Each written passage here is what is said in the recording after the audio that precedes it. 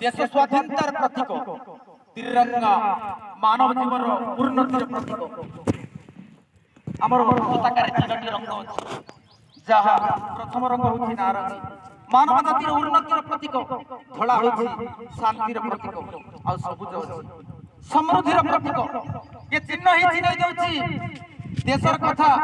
आदिर शिशु आसंता कालीर नागरिक ये छोट शिशु भितरे देश मातृका को भल पाइबा चिंताधारा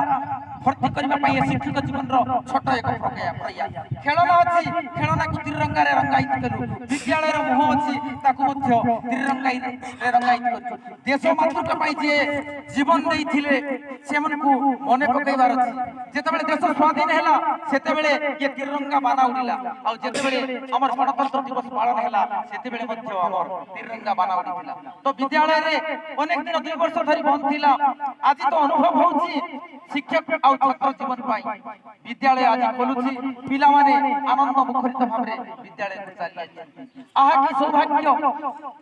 आज बहुत खुशी लागुछि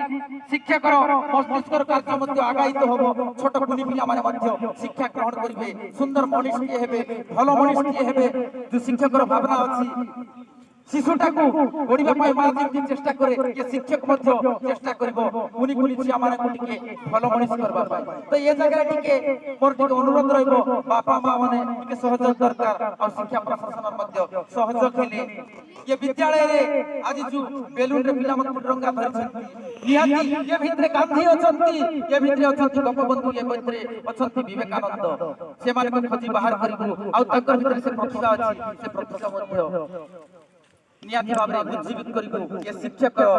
अति आग्रह अछि धन्यवाद